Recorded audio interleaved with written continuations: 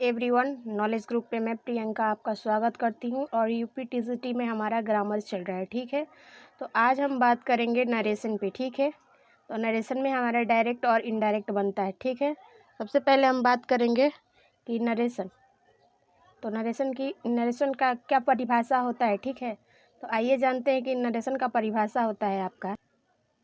तो इसका परिभाषा होता है कि किसी की कही हुई बात को अपने भाषा में कह देना ही नरेशन कहलाता है। ठीक है, अब बात कर लेते हैं डायरेक्ट और इनडायरेक्ट। इनका भी तो परिभाषा होता होगा कुछ।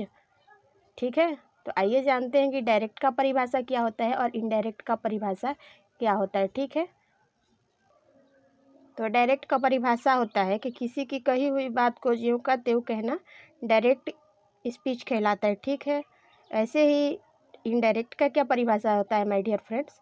तो इनडायरेक्ट का परिभाषा होता है कि किसी के कही हुई बात को अपने शब्दों में कहना इनडायरेक्ट स्पीच कहलाता है। ठीक है, जैसे आपका एक एग्जांपल है, जैसे Ram said to me he is a ill. ठीक है, तो राम सेड टू मी जो है आपको इसे रिपोर्टिंग वर्ब कहेंगे या शॉर्ट में आर भी। ठीक है, और ही इज़ इविल को कहेंगे रिपोर्टिंग स्पीच या इसे शॉर्ट में कहेंगे आर एस। ठीक है, तो रिपोर्टिंग वर्ब को आप पहला वाक्य और रिपीटिंग स्पीच को दूसरा वाक्य भी कह सकते हैं। अब आइए जानते हैं कि सबसे पहले नरेशन में कितने प्रकार से बनते हैं।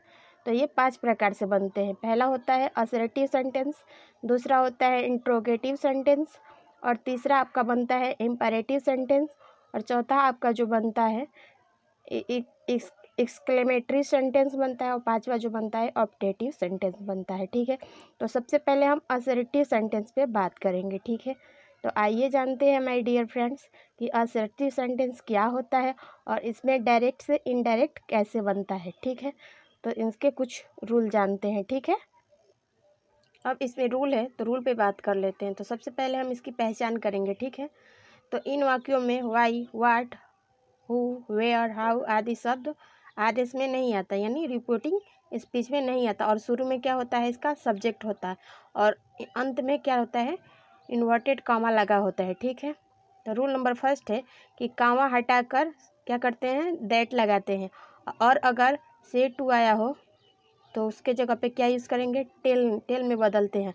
अगर सेज टू आया हो तो उसके जगह पे टेल्स का यूज़ करते हैं, और अगर सेड टू आया हो तो उसके जगह पे टोल्ड का यूज़ करते हैं।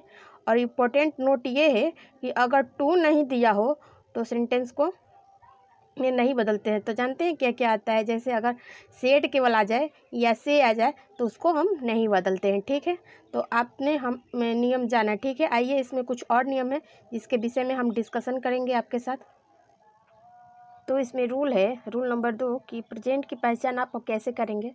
तो जब आरबी में यानी रिपोर्टिंग वर्ब में से या से आए, से जाए, एक मिनट, तो जब रिपोर्टिंग वर्ब में से या सेज आए तो उसे आप प्रेजेंट टेंस मान लेंगे। जैसे देख लीजिए एग्जाम्पल है कि सीता सेज, तो क्या है ये, इसे हम प्रेजेंट में मान लेंगे। ठीक है, अगला है कि पास्ट की पहचान कैसे करेंगे। तब जब आर भी में यानी रिपोर्टिंग वर्ब में सेड या सेड टू आए तो आपका प्रेजेंट में होगा टेंस। ठीक है, अगला है आपका फ्यूचर की पहचान कैसे करेंगे।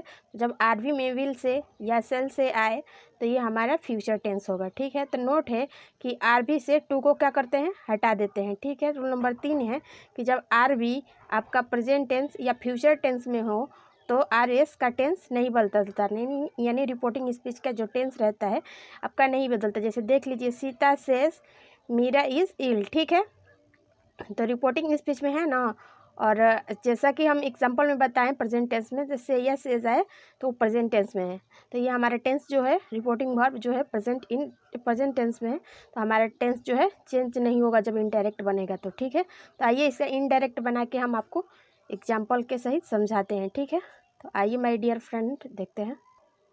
तो आइए असर्टिव सेंटेंस हम बनाते हैं। तो जैसे एग्जांपल है कि Sita says Meera is ill. ठीक है, तो हम बताए थे जैसे कि अपने रूल में कि अगर से आ जाए तो से आ जाए और उसके आगे अगर टू ना दिया हो तो उसको हम चेंज नहीं करते। ठीक है, तो बनेगा, इसका बनेगा इनडायरेक्ट कि Sita said that Meera is ill. ठीक है, रिपोर्टिंग वर्ब से या से जाए तो हमारा टेंस जो होगा प्रेजेंट में होगा। ठीक है, तो हम बताए थे रूल कि जब रिपोर्टिंग वर्ब में प्रेजेंट या फ्यूचर टेंस में हो तो हमारा जो है रिपोर्टिंग स्पीच नहीं बदलता है। ठीक है, तो हमारा नहीं बदलेगा। ठीक है, दूसरा एग्जाम्पल है कि Mahesh will say Ramesh bath in the Ganga. ठीक है, तो इसका इनडायरेक्ट बनेगा कि महेश विल से दैट, देख रहे हैं ना, विल से है तो से लगेगा उसके आगे दैट, फिर Ramesh bath in the Ganga. ठीक है, अगला एग्जाम्पल है कि तीसरा, तो ये जो हम सीख रहे हैं ये असर्टिव सेंटेंस में सीख रहे हैं। ठीक है, तीसरा एग्जाम्पल है कि he has said to me Mohan has stolen the watch. ठीक है, तो जब हम इनका इनडायरेक्ट करेंगे तो बनेगा हमारा कि मोहन हैज़, और सेड टू के जगह पे हम किसका यूज़ करेंगे, जैसा कि हम बताए थे रूल में, तो सेड टू आपका टोल्ड में बदल जाता है, तो टोल्ड हो जाएगा, फिर मी आ जाएगा, इन्वर्टेड कामा हट जाएगा, उसके जगह पे क्या होगा, दैट का यूज़ होगा, तो that Mohan has stolen a watch. ठीक है, तो ये थे कुछ असर्टिव सेंटेंस के एग्जाम्पल। ठीक है, आई होप कि आप बहुत अच्छे से समझ गए में होंगे। आइए और आगे डिस्कशन करते हैं। तो दिया है कि यदि रूल, अगला रूल है कि यदि निकटता सूचक शब्द इन्वर्टेड कामा के भीतर हो तो उन्हें बदलते हैं। जैसे एग्जाम्पल देख लीजिए, एग्जाम्पल है कि Priyanka says to me she is reading the book today. ठीक है, तो इसका इनडायरेक्ट कैसे बनाएंगे, तो बनेगा आपका इनडायरेक्ट कि प्रियंका और सेज टू के जगह क्या हो जाएगा टेल, फिर मी इन्वर्टेड कामा हटेगा तो that she is reading the book, और टुडे की जगह पे क्या हो जाएगा दैट डे। तो ऐसे ही कुछ वर्ड है जो डायरेक्ट से इनडायरेक्ट में एक्सचेंज होते हैं, तो आइए उन पर डिस्कशन करते हैं। अगर आपका दिस है तो डायरेक्ट में दिस है तो इनडायरेक्ट में दैट हो जाएगा। ठीक है, अगर दिस है तो दोज हो जाएगा, एगो है तो बिफोर हो जाएगा, नाउ है तो देन हो जाएगा, जस्ट है तो देन हो जाएगा। ठीक है, टुडे है तो दैट डे हो जाएगा, और यस्टरडे होगा, स्टडी है तो द प्रीवियस डे हो जाएगा, टुमारो है तो द नेक्स्ट डे हो जाएगा, हेयर है तो देयर हो जाएगा, दस है तो सो हो जाएगा, टू नाइट है तो दैट नाइट हो जाएगा, कम है तो गो हो जाएगा, और लास्ट है तो द प्रीवियस हो जाएगा, और नेक्स्ट है तो द फॉलोइंग हो जाएगा। ठीक है, आइए इसको समझते हैं हम रूल के अकॉर्डिंग। ठीक है, जब रूल से आप बहुत अच्छे और बेहतरीन तरीके से समझ पाएंगे, तो आइए इसके रूल पे डिस्कशन करते हैं माय डियर फ्रेंड्स।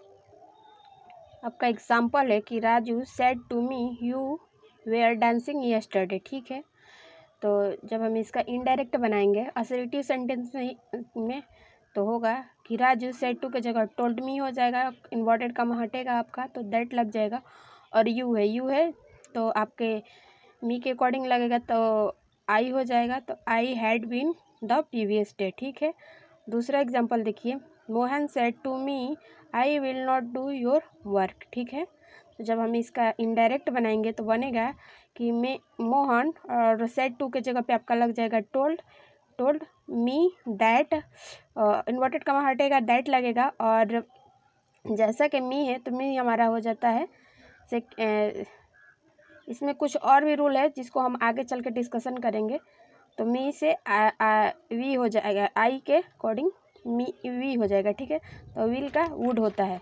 ठीक है, तो would not do my work. ठीक है, तीसरा एग्जाम्पल है कि Riya will say Rahul is reading this book now. ठीक है, तो इनडायरेक्ट बनेगा तो हो जाएगा कि देख रहे हैं ना यहाँ पे से है, रिया के साथ से है तो नो चेंजिंग, कोई किसी प्रकार का कोई चेंज नहीं होगा, तो होगा कि Riya will say that Rahul is reading this book, और नाउ के जगह देम हो जाएगा।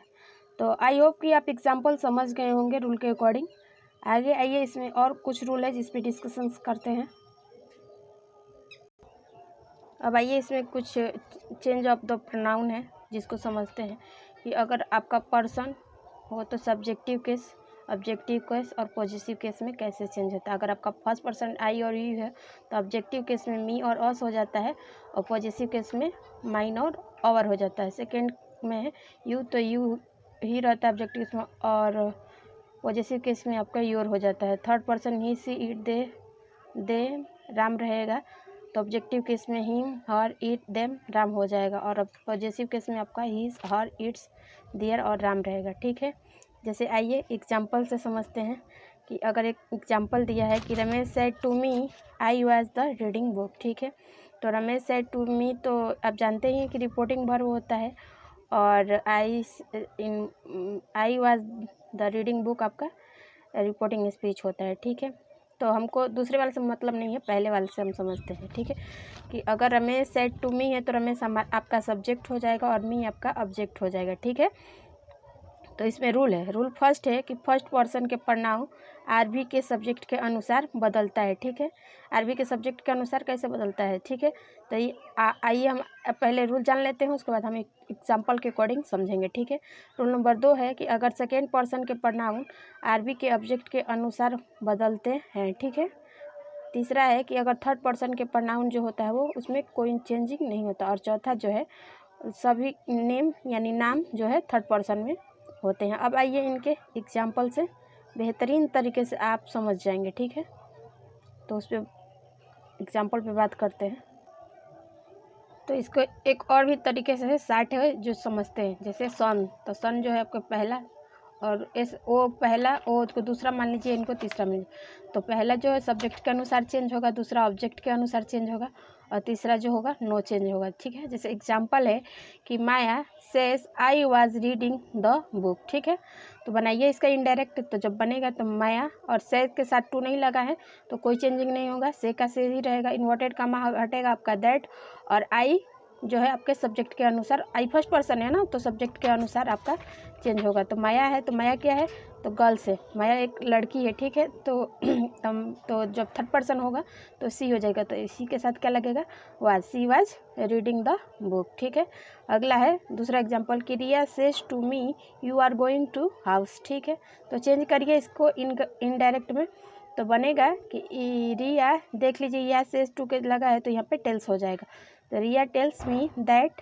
यू आपका सेकेंड पर्सन है, तो रिया आपका थर्ड पर्सन है, तो चेंज होगा, तो होगा बनेगा कि Riya tells me that I am going to house. My dear friends, मुझे आशा है कि आपको बहुत अच्छे तरीके से समझ में आ गया होगा। अगर आपको मेरी वीडियो पसंद आए तो लाइक, शेयर और सब्सक्राइब करना ना भूलें, और अपने दोस्तों को भी बताइए। ठीक है, फिर मिलते हैं नेक्स्ट वीडियो के साथ।